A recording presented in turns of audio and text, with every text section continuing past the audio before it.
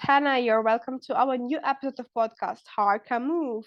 And today we start a series of podcasts about volunteering, about internships and jobs. So if you have the aim to move abroad, to find a dream job or amazing internship just to start, stay with us because these serious podcasts are really for you.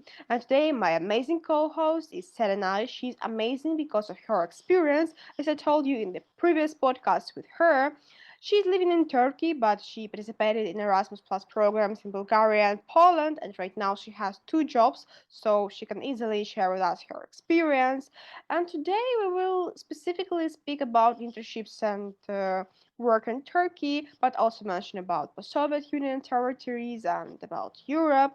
So I will just start with my experience and with my opinion in this aspect because it's common knowledge that a huge amount of people from post-Soviet Union territories, especially from Russia, Kazakhstan, Belarus, they're moving to Turkey, especially to the south part, just because the tourism is in the high level. So if you're trying to find the job in the hotel management field and something like that, it's kind of easy for you. But no, it's kind of stereotype because in Turkey, unemployment, as Selenay told in the previous podcast, it's the kind of issue right now, especially for the Turks. Like if you're moving, yeah, it will be kind of difficult. It will be like a hardship for you to find a job, but not so hard as for the Turkish people because I read a huge amount of stuff that for Turkish students right now it's really hard to find nice opportunities, especially with the internships, with the jobs. That's why we always discuss about that. And because of the economical situation in Turkey, the Turkish lira is falling every time. So today I want really to find a solution, maybe, or just to understand how it works in the reality. Because, Selenai, people are moving, especially to Turkey, because they have a huge amount of dreams in their head. And I want to start this series of podcasts about internships and jobs, trying to show that sometimes dreams are not the reality, and not even sometimes, in general. So that's why my first question will be about how the Turkish students feel right now about the internships, about the jobs. Is it really hard to find them or no? Because I follow some chats and some sites with the internships all around the world, and I can say that it's kind of stereotype about the fact that in Turkey you can find the internship or the job only in hotel management, only in tourism fields. No, I can say that several times in month I can really find nice opportunities, nice suggestions of internships or jobs in Turkey. So it's really stereotype. But for Turkish students, do they feel like pressure because of this migration to Turkey or no? How it works? Because like in Istanbul, we can see this that there are people from all over the world who are trying to find a job or internships, and in the south, especially in Antalya, Alanya. It's the same. So, how do you feel about this personally, and maybe your friend's experience, and you can share it with us? The pressure is making you like to have more and to be more successful, because like if you are more successful you can get better things, because like we are applying places to have to employed, and unemployment is a big issue in Turkey, and you have to be better than the other ones. You have to compete with them. This is a reality. Like you have to have more experience, maybe much more language skills, other languages, or maybe talking skills. It's not actually only not on about exams. Some people are competitive on exams and they are great, but I am much more competitive on social life and what I have in as an internship, as my work experience. But in every area, they have to be ready for the competition. Secondly, secondly, pressure is our main how can I say, prompter or like the thing making me study. We are having lots of pressure in our shoulders, and they have to be ready for that pressure because it's not so easy. They are not giving you enough chance to have social life. The only thing you can do is study, study, study.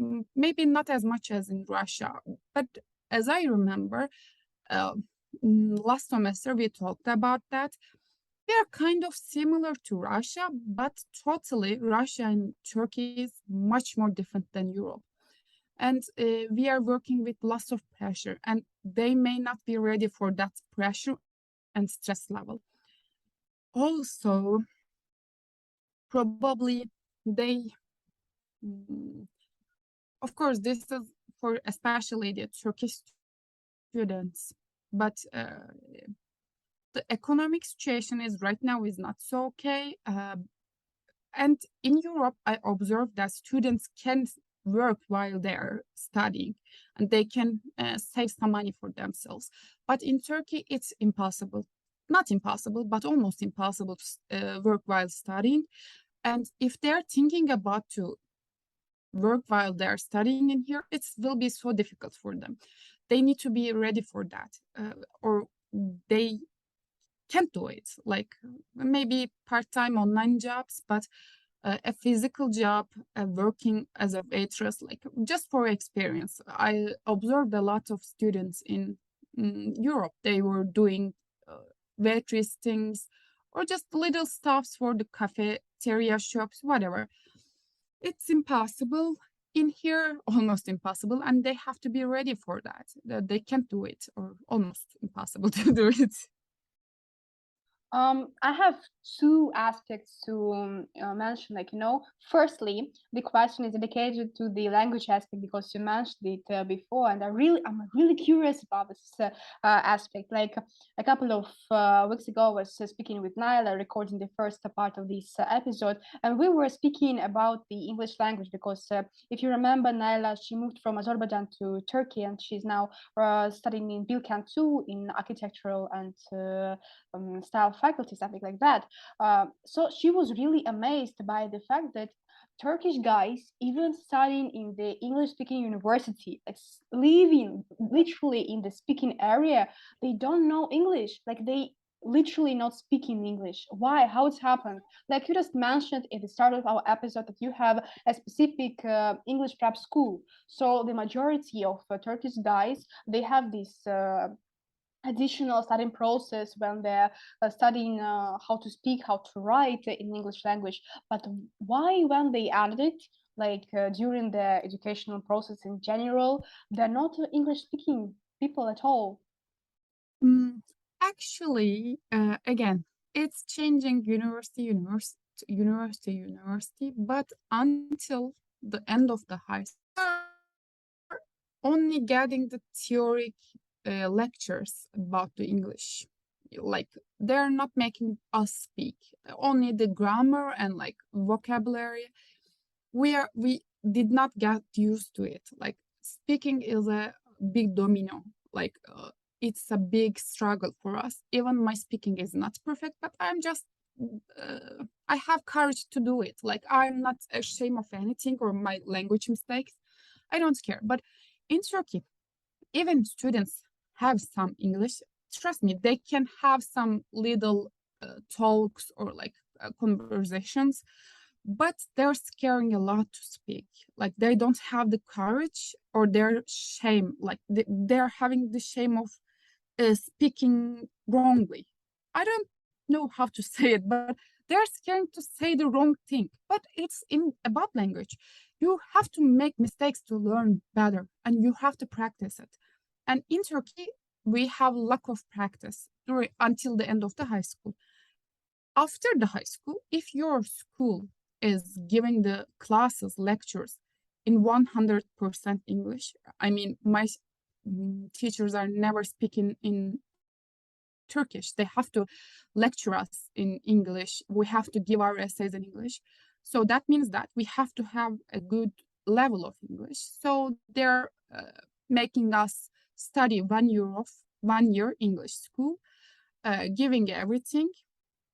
So at the end of this process, you know it, even though it may not be perfect.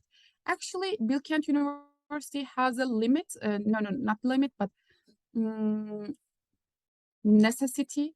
You have to be IELTS 6.5. I mean, you can't be less than that, and they're getting you to exam, and they're giving you the 2 year of chance. If you cannot do that, you need to move to another university. You have to switch because they're giving you the chance to educate in English school for 2 years maximum. I mean, it's obligatory. And it's about Turkey. It's not only in Turkey, as I observed. I was in Poland. I had especially Italian friends. They did not know the English. Like, I mean, they were resisting to speak with us in Italian. It was weird to me because think that we were both in the same Erasmus. That means that we are almost in the same level. And they did internships in the European Union, United Nations, and they don't know the English. It's impossible in Turkey to make an internship in United Nations without speaking the English. It's changing people to people. I guess it's about the courage to learn and about the generation, especially. In Poland, the young generation mostly knows the English, but the older ones are not standard to speak in English. But I tried to communicate with them in Russian, and it worked a lot. It's kind of nice. And then before asking these next question, I'm really curious about the aspect of working and the internships because it's kind of difficult in Russia too. You just mentioned about it. It's impossible to work the whole time or like without having any online work while you're studying in Turkey. So it's a kind of embarrassing and baffling process. But in Russia, it's the same. I mean, I'm graduating, it's my last year, and I just saw my schedule. Like, I have courses in the middle of the day, like literally, not in the morning. It's in the middle of the day, like after 12 p.m. And I just mentioned in one of the episodes that's right for me right now, it's okay because my employer, it's kind of nice. He knows me, and the majority of time I'm working online. That's why I have the opportunity to study abroad right now, to travel, and at the same time I can work in a very nice company. Thanks for my boss and the company in general. But it doesn't work this like the same situation doesn't work with other students, especially when they're trying to find the job. Like, it's our final year. Of course, the majority of students right now are searching for their new job without having any experience, and then just they come to the interview to find the job. The first question, like in general, is about our schedule. Can you spend the whole time in doing the work in that company? And of course they always answer no, because our courses are in the middle of the day, and we cannot just not go to them, because attendance at my university is super necessary and it's super important, because otherwise we have the system that minus 0.2 points are going away if you just don't attend one of the lessons during the day. And because of these points, so we have an opportunity to take the exams. Like, if we don't collect the specific number of points, we don't have even an opportunity to take the exams, like, at the end of the semester. And it's Yeah, it's really same in here. so it's super baffling process to study and to work at the same time, because living in Moscow is super expensive. I think like the majority of people around the world knows about this aspect. We have really nice conditions of living, but super expensive ones. And because of these, and especially when you're graduating before taking the master degree, you're already thinking about the process of working. You need to find a job, and it's really impossible to find a job when you have the same conditions at the university. So yeah, in this aspect, the online system of education is kind of nice. Of course, it's not the same, and I prefer the face-to-face one. But from this aspect, the online one during the COVID, it was much better from the working Yeah, aspect. yeah. For example, right now working for an online marketing company. No, they're a company, but I am working as an online marketer, and it's working Yeah, it's with nice. my study schedule because it's online. But if it's physical, it will be difficult. And the main problem about the things we are mentioning about, when we apply to somewhere to be employed, the first question of them, do you have any experience? Yeah, And the sure, problem, sure. the Russian and Turkish students can't have any special experience. Yeah, maybe internships or just, but we don't know what it means to be employed exactly.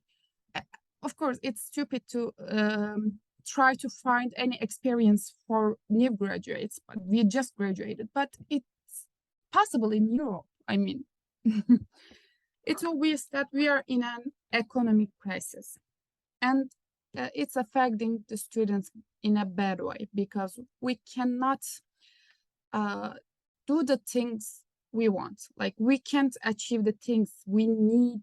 Uh, Literally, we need. I mean, like a necessary computer for engineering students or for architecture student. They have lots of needs from the paper stuffs to make the real simulations, whatever. It's literally killing us right now, the economic situation, and it's keeping you away from the social events like theater, cinema, etc. The second thing is, it's certain that unemployment is an issue right now. Sometimes I'm thinking that if you're enough educated and have enough experiences, it won't be a problem. But it still be a problem because you got a lot of education, a lot of experience, and they're offering you a small amount of money. And you know that your job and your effort is not worth to that. Like they're not giving you the chance or have the enough money, the effort you are giving. And this is a problem. Um, the thing I mentioned about before, the other problem is you can't work during the studying. It's difficult, yeah. What else? Of course, stress is a bad thing, bad effect.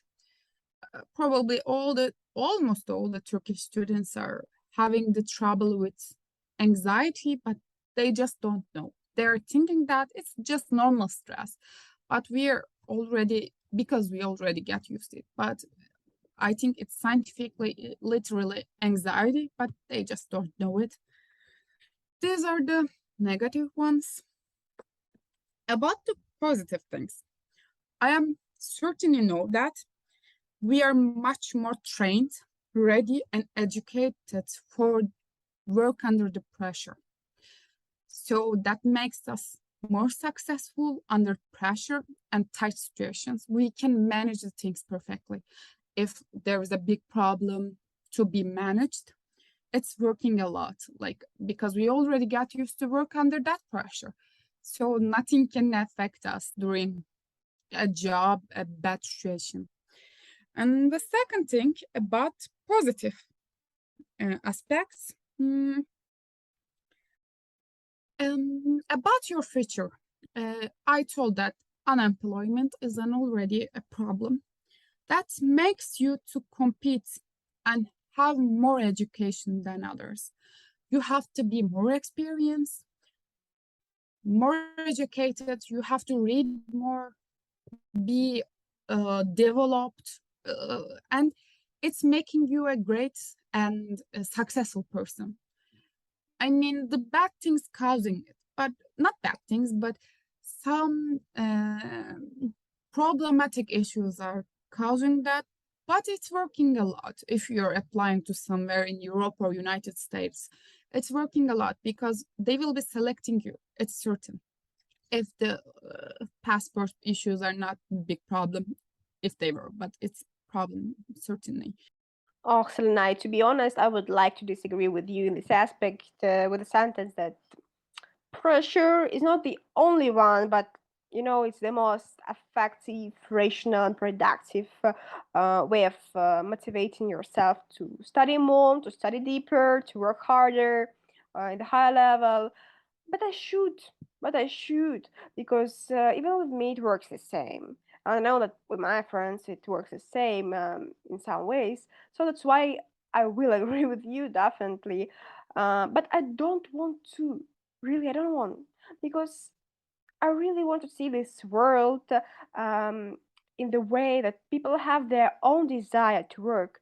Like, they work harder and study deeper because of their own desire, because of their passion to do it. But I know, yeah, that sometimes even, no, I think even not sometimes, in general, pressuring is a really nice way to force yourself to work or study better. So I think in this really nice point, we can stop today's our podcast, because this is the way when people can start to overthink in this aspect, or maybe they need to understand how it works in the reality. So yeah, this podcast is a really nice start point, speaking and discussing about the internships and about the jobs, because as I told at the start of our podcast, people are dreaming about moving abroad to work or to find the internship, but sometimes we need to show the reality, not because we are trying to say that stay in the field where you're right now, stay the same, like, a situation with the same conditions. No, we're just trying to show the people the reality, to make them be prepared for this, to be ready that sometimes what is in your head it's not the same how it's in the reality. So that's why you need to be prepared for some hardships in this aspect.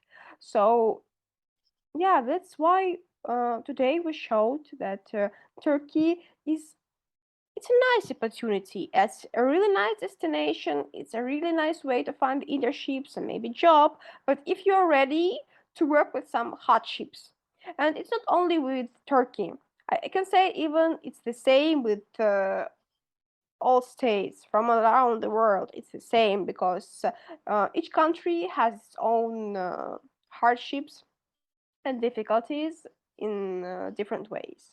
So, yeah, thank you for this podcast. I think it was really useful for people who are thinking about moving to Turkey to find the internship or job, or maybe they just trying to plan their future. Keep in touch. Don't think that dreaming is bad, but be prepared for the reality and listen to our podcast, because we record them, we do it everything for you. So yeah, follow our websites, follow our channels with podcasts, listen to us. See you. Bye.